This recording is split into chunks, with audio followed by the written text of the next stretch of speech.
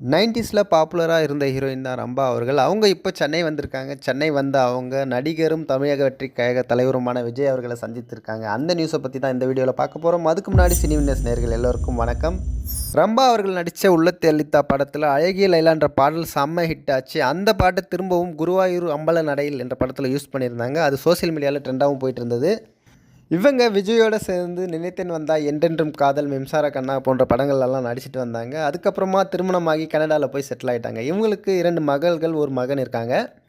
அதன் பிறகு இவங்க சில டிவி ஷோக்கு மட்டும் ஜட்ஜாக இருந்தாங்க. அதுக்கு மட்டும் சென்னை வந்துட்டு போயிட்டு இருந்தாங்க. இப்போ சென்னை வந்திருக்க இவங்க ஃபேமிலியோடு போய் தளபதி விஜய் அவர்களை சந்தித்திருக்காங்க. தளபதி விஜய் சந்தித்த இவங்க பல வருடங்கள் கழித்து உங்களை பார்க்குறது ரொம்ப மகிழ்ச்சி, தமிழக வெற்றி கழகத்துக்கு என்னோட வாழ்த்துக்கள் என பாராட்டியிருக்காங்க. இதுபோல் சுவாரஸ்யமான சினிமா செய்திகளை தெரிஞ்சுக்க சினி விட்னஸ் யூடியூப் சேனலை சப்ஸ்கிரைப் பண்ணிக்கோங்க. அதே போல் நீங்களும் சினிமாவில் கால் பதிக்கணும் அப்படின்னு நினச்சிங்கன்னா சினி விட்னஸ் ஆப்பை டவுன்லோட் பண்ணி ரிஜிஸ்டர் பண்ணிக்கோங்க.